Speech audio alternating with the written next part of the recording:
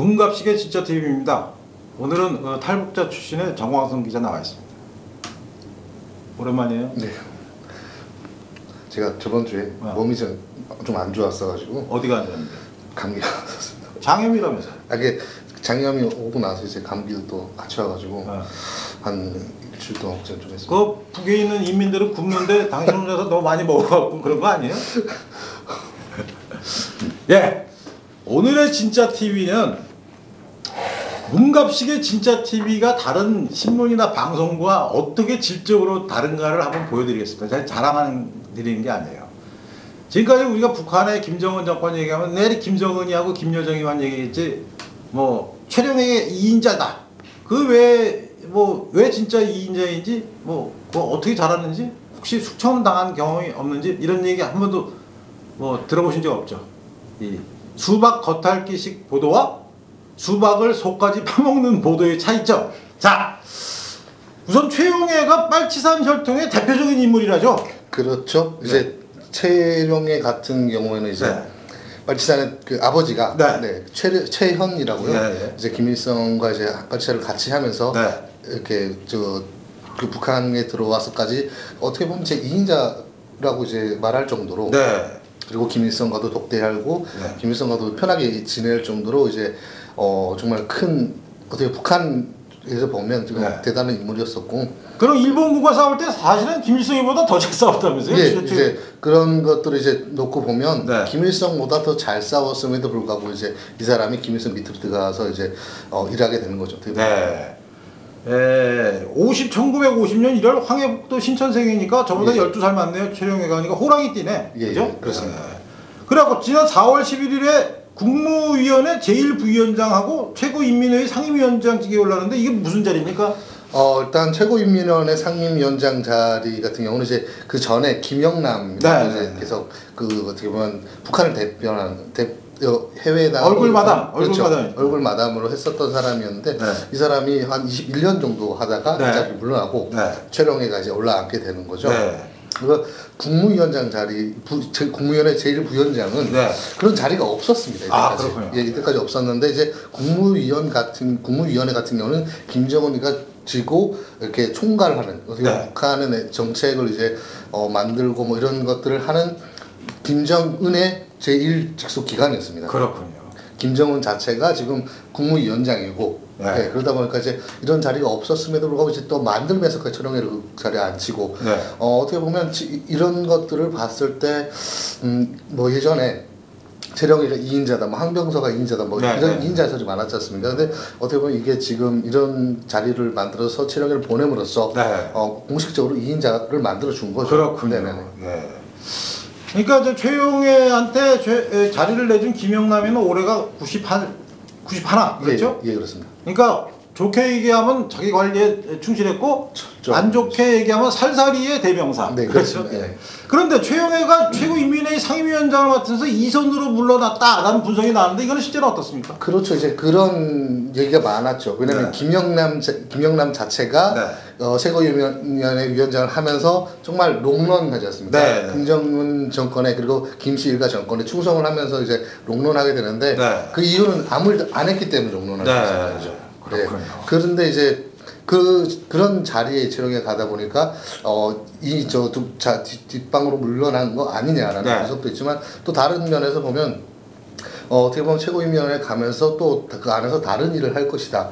뒤에서 말씀드리겠습니다만은 최룡해 자체가 어떻게 보면 그런 가는 자리마다 되게 큰 성과를 이제 실제로 냈고 이제 그러다 보니까 이번에 최고인민회에 가서 그래도 좀 물러난 감은 없지 않아 있겠지만 그런 것들을 이제 좀 앞으로 두고 봐야 알 것 같습니다. 근데 북한에선 특이하게도 김일성 때부터 항상 2인자 역할을 하는 사람이 있었다면서요? 그렇죠. 이제 그러한 것들이 이제 김일성부터 이제 2인자 자리에 하던 사람들이 있었는데요. 이제 그 사람이 이제 김일성 때는 오진우 저 임의무력 부장이었었는데 같이 어떻게 보면 항일 운동을 했다라고 이제 얘기 나오는데요. 그런 사람이었고 김일성의 경호대장을 했다면서요? 그렇죠. 이제 처음에 경호대장을 하다가 나중에 임의무력 부장까지 올라서 2인자 역할을 했던 사람이었고 그리고 김정일 옆에는 이제 조명록. 조명록이. 국면의 조명이라는 사람이 있었는데 네. 이 사람도 이제 항일발치산, 그러니까 이 사람은 되게 좀 어릴 때부터 했습니다. 10대 이제 김일성을 따라다니면서 이제 그거 연락병을 하면서 시작해서 이제 그 자리까지 올랐었는데 어떻게 보면 이런 것을 쭉 놓고 볼 때 최룡해는 김정은의 인자 역할을 할 것이다. 근데 어떻게 보면 세 사람을 놓고 평가를 하게 되면 좀 이제 신기한 게 있는데요. 종명록과 오진우는 어떻게 보면 그 빨치산이라는 이유로 김일성 같이 싸웠다는 이유로 이제 어떻게 보면 그 2인자 자리에 올랐었는데 다른 이제 색깔은 좀 분석이 나왔었는데요. 이제 근데 최룡해 같은 경우는 집안도 괜찮고 근데 또 머리도 일하는 능력도 이제 좋다는 평가가 나와가지고 이제 좀 더 어떻게 보면 최룡해가 세 사람의 평가를 놓고 봤을 때 최룡해가 좀 앞서지 않나. 그래서 그런. 근데 최룡해가 고질적인 뭐 병을 앓고 있다면서요? 그렇습니다. 이제 최룡해 자체가 좀 어릴 때부터 이제 그 당뇨라는 뭔가 공짜를 많이 먹어서 그런가? 당뇨병 원래 술과 이제 그런 게 있겠죠. 그래서 일단은 그래서 이제 당뇨 고질병인 당뇨를 가지고 있는데 뭐 오른쪽 다리도 왼쪽 다리가 오른쪽 다리보다 짧다면서요? 네, 이제 그 당뇨로 인해서 이제 왼쪽 다리가 이제 실제로 그거 본 사람이 이제 얘기를 하고 실제로 그 저희 남한 그 영상 매체도 몇 번 등장을 했었습니다. 실제로 다리를 절고 있는 모습이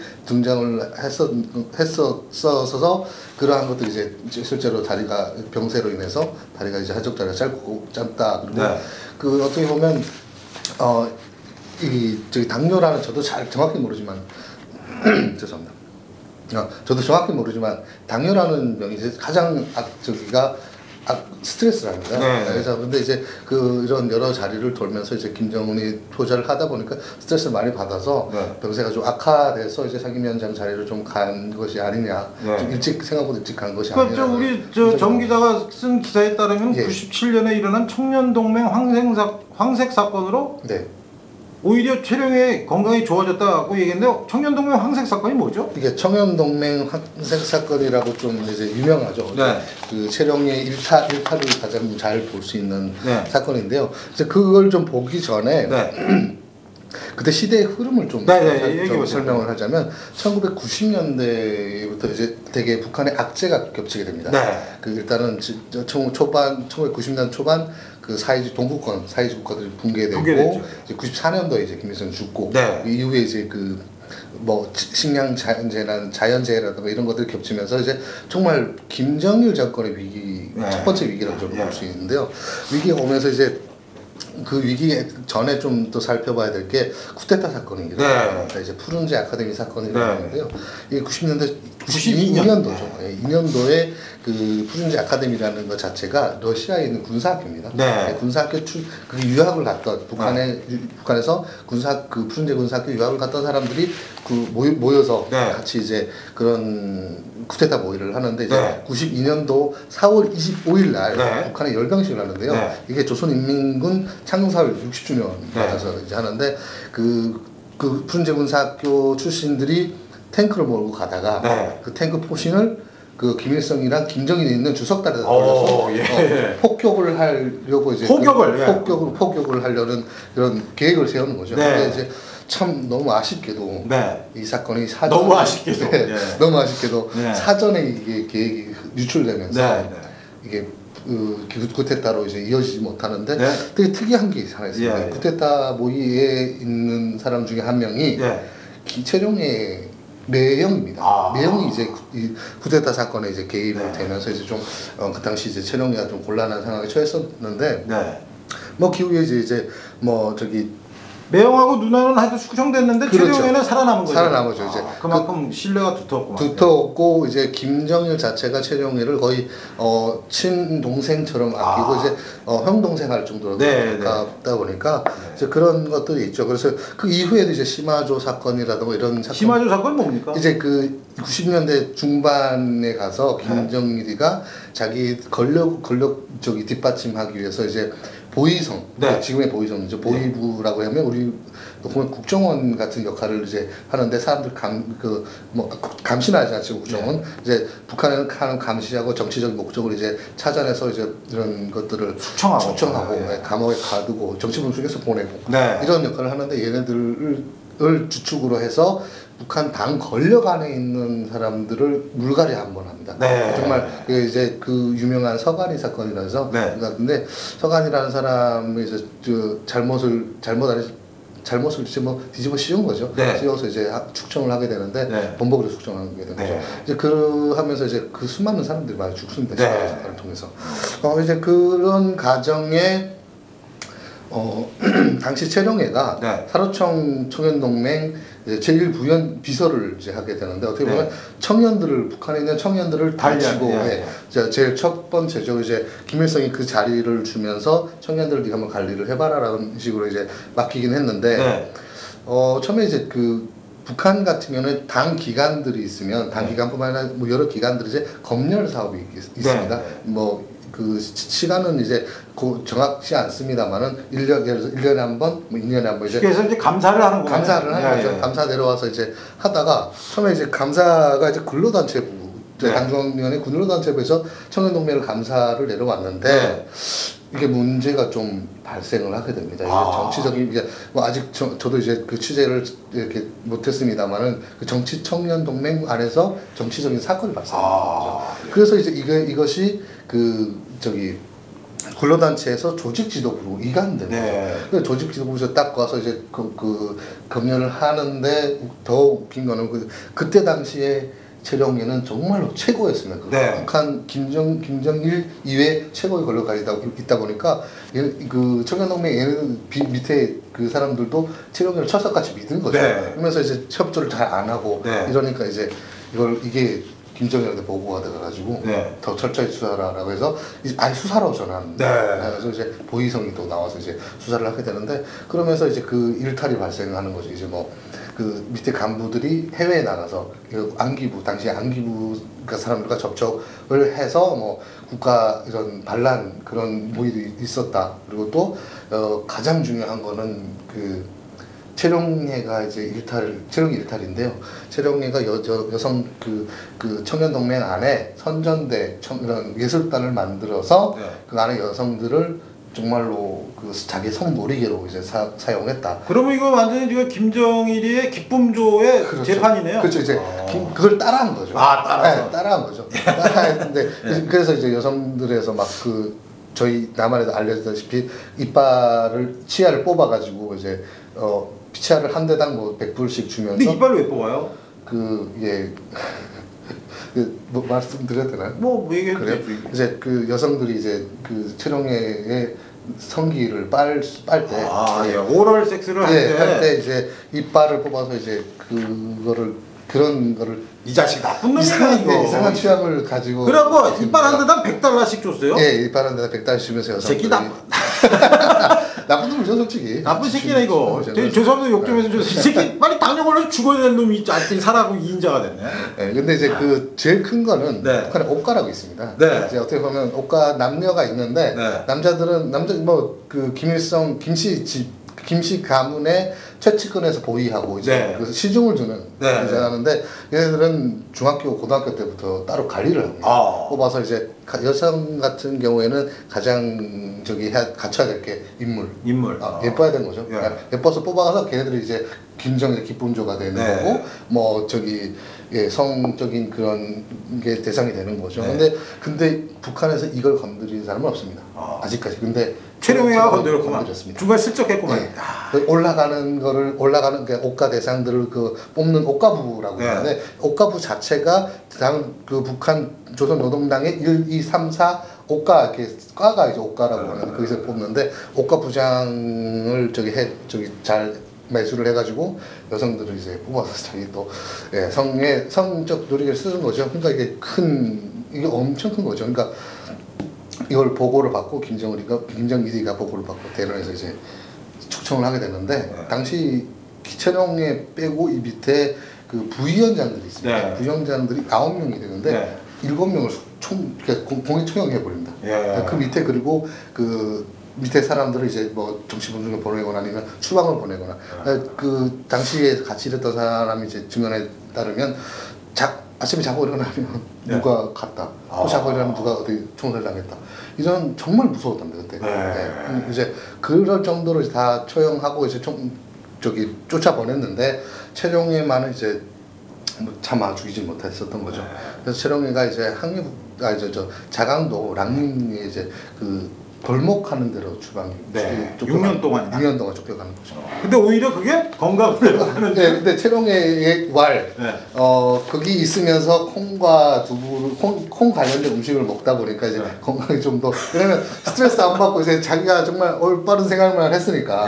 네, 그랬으니까 이제 당연히 나은 거죠. 제가 볼 때는 분명히 김정은이 하고요. 김정은이 밑에 수하들이 우리 문갑식의 진짜 TV를 볼 것 같아. 그러면 이 최룡해에 대해서 잊고 있었던 자기 기쁨조를 건드렸다는 그 잊고 있었던 적개심이 다시 되살아나서 최룡해를 그래서 6년 만에 벗기겠죠. 그렇죠. 이게 그래서 그때 당시 이제 이름 붙였던 게 청년동맹 황색 사건이라고 옐로우라고 해서 황색 사건에 붙여져서 6년 쫓겨가는 거죠. 쫓겨가서 이제 6년 만에 복귀를 하게 되는데 뭐 여러 가지 복귀하는 과정에도 여러 가지 뭐 도움이 그러니까 81세들의 도움이 되게 많았다고. 그렇군요. 여기 뭐 우리 정 기자가 쓴 글에 따르면 조선혁명 박물관장인 황순이, 그렇죠? 정무원 총리이던 연영묵, 네, 김정일의 동생 김경희, 뭐 이런 사람들이. 그렇죠. 근데 김경희는 진짜 어떻게 죽었어요? 어떻게?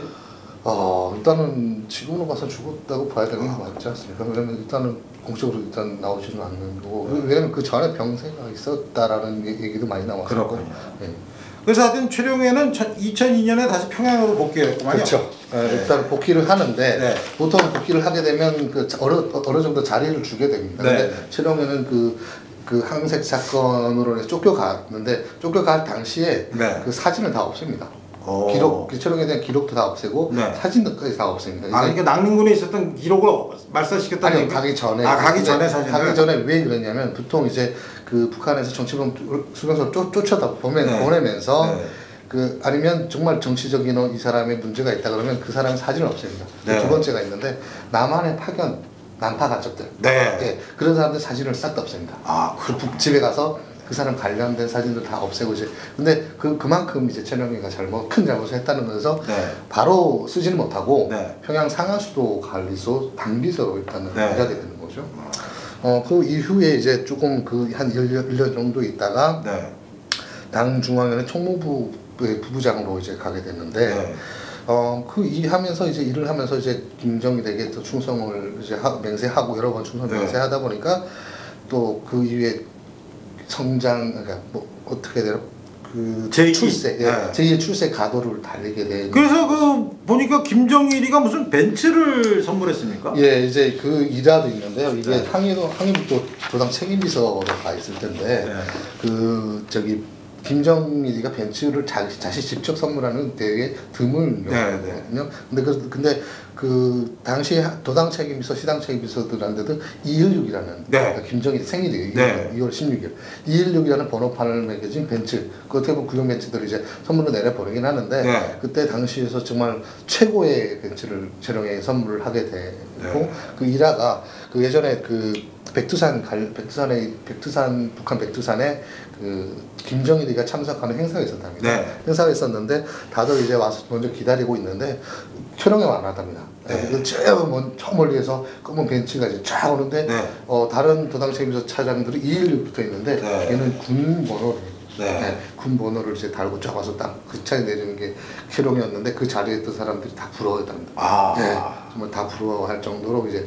근데 그때 당시 북한의 도당 책임비서들, 군당 시당 책임비서들에서 나이가 많았는데 그 중에서 최룡해가 가장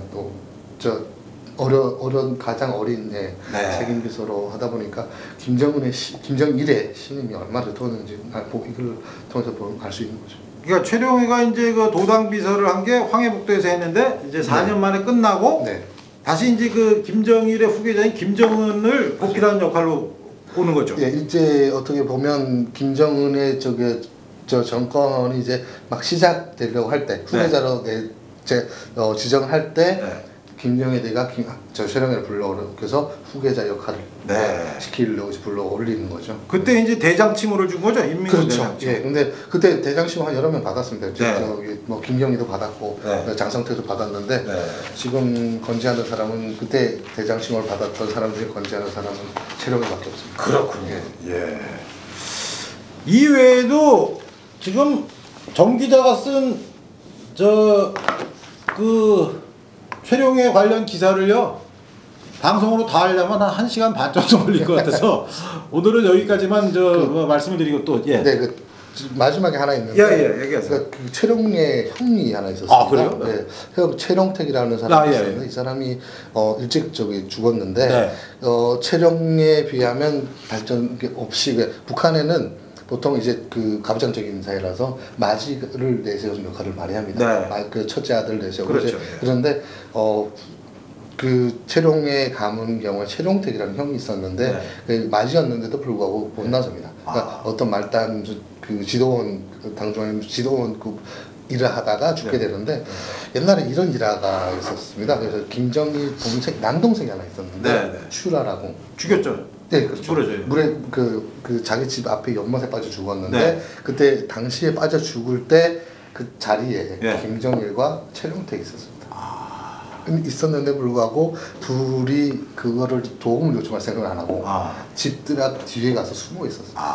이거를 그 정원 관리사가 발견했었는데 그때 발견했을 당시에 주랑 이미 죽었고 그 사건을 파시다 보니까 두 명이 이제 그걸 알리지 않고 도망쳤다라는 게 알려서 그때 김일성은 정말 노발대발해서 그때부터 김일성 자체가 김정일 별로 안 좋아했습니다. 후계자를 고민을 되게 많이 했었는데 그때 이제 잘못 보게 되고 그러다 보니까 이제 그 김일성이 눈에 난 거죠. 한마디로 김정일과 최룡택은 김일성 눈에 나면서 최룡택은 뭐 다시는 이제 그 발전 가도에 진입 못하고 그냥 그렇게 평범하게 살다가 죽었. 그런 일화들이 좀 있더라고요. 그렇군요. 이 우리 그 정광성 기자가 취재한 이 글은 이번 새로 나온 월간조선 6월호에 자세하게 나와 있으니까 여러분들이 구독도 하시고 재밌는 기사도 읽으시면 좋겠습니다. 문갑식의 진짜 TV는 이렇게 기존의 신문이나 방송에서 보지 못했던 특종이나 어떤 뉴스의 심층에 가려진 새로운 시야 혹은 스토리를 발굴해서 여러분께 전달을 해드립니다. 우리 정 기자도 지난주에 건강도 안 좋았고 또 마감이 있었기 때문에 이제 오랜만에 오늘 나왔는데 최룡해의 얘기를 들으니까 여러분 어떠십니까? 아주 뭐 흥미진진하죠. 그 최룡해의 그 능력 또는 그 기쁨조를 빼앗아가는 과정부터 성공과 실패기 한편의 막 드라마를 보는 그러면서도 김정일로부터 최신형 벤츠를 선물 받고 이빨 뽑는 장면에서는 좀 깜짝 놀랐습니다. 정말 저도 듣고 나서 진짜 이건 사람이 아니구나 싶었습니다. 최대 몇 대까지 뽑은 사람이 있대요? 그렇죠. 파악이 안 됐습니다. 그렇군요. 이 방송을 보는 김정은은 알겠죠. 사실 이놈아 몇 대 뽑아서 그 문갑식의 진짜 TV를 많이 알려주시고 구독과 좋아요 버튼 부탁드립니다. 그리고 월간조선 정기 구독도 부탁드리고 후원도 부탁드립니다. 오늘도 감사합니다.